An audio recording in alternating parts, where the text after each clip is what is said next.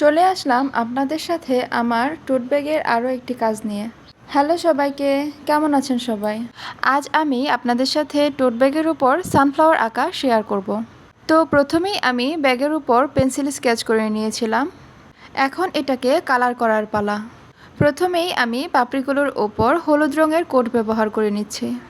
আমার আজকের কাজটিতেও হলুদ রঙেরই ব্যবহার হবে বেশি। গতকাল আমি আপনাদের সাথে প্রজাপতি আর্ট করা শেয়ার করেছিলাম। আমার প্রজাপতি আর সানফ্লাওয়ারের কালার সেম হয়ে গেল।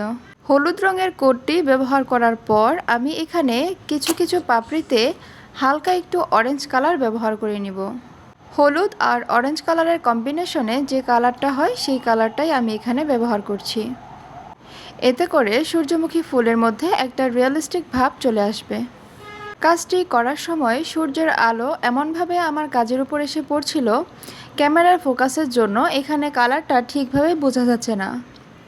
আমার ক্যামেরার ফোকাসের জন্য মনে হচ্ছে সূর্যমুখীটা ফিকে হয়ে গিয়েছে, কিন্তু পরবর্তীতে ক্যামেরার ফোকাসটা আমি একটু ঘুরিয়ে নিয়েছিলাম, তারপর আবার কালারটা ঠিকঠাক চলে এসেছিল। কাজ করার সময় ক্যামেরার ফোকাস সঠিকভাবে ধরাটা অনেক বেশি ইম্পর্ট্যান্ট। ক্যামেরার উপর ডিপেন্ড করবে যে আমার কাজটাকে আমি কতটা সুন্দরভাবে আপনাদের সামনে প্রেজেন্ট করতে পারছি।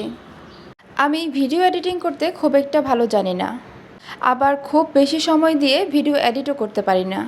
যার জন্য আমি যখন কাজ করি আমি চেষ্টা করি যেন ভিডিওতে স্বয়ংসম্পূর্ণভাবে আমার কাজটা ক্যাপচার হয় এবং পরবর্তীতে এডিট করার সময় যেন আমার খুব বেশি সময় দিতে না হয়।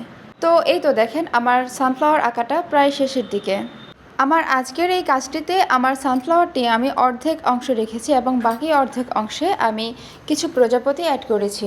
সূর্যমুখীর কালারের সাথে কম্বিনেশন রেখে প্রজাপতিটাকে কালার করেছি। এবার ফুলের পাপড়িগুলোর মধ্যে আমি কিছু ডিটেল অ্যাড করব।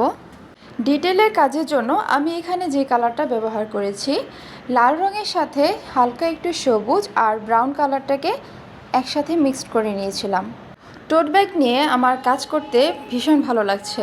যেহেতু এর আগে আমি ক্যানভাসে অনেক কাজ করেছি, তাই টোট ব্যাগের উপর কাজ করতে আমার খুব একটা অসুবিধা হয়নি। আপনারা আপনাদের ব্যক্তিগত রেফারেন্স দিয়ে আমার কাছ থেকে এই ধরনের টোট ব্যাগগুলো কাস্টমাইজ করে নিতে পারেন। এই তো সানফ্লাওয়ার আঁকা আমার শেষ। এবার প্রজাপতিগুলো আমি কালার করে নিব। প্রজাপতির পাখাগুলো আমি আগেই কালার করে রেখেছিলাম, এবার শুধু এটার ফিনিশিংয়ের পালা। দেখুন, কথা বলতে বলতে আমার কাজ শেষ। এই হলো আমার কাজের ফাইনাল লুক। আপনাদের কাছে আমার এই কাজটি কেমন লেগেছে অবশ্যই কমেন্ট করে জানাবেন। দেখা হবে আপনাদের সাথে পরের কোনো ভিডিওতে নতুন কোনো কাজ নিয়ে। এরপর কী নিয়ে কাজ করব সেটা আপনারাই বলে দেবেন।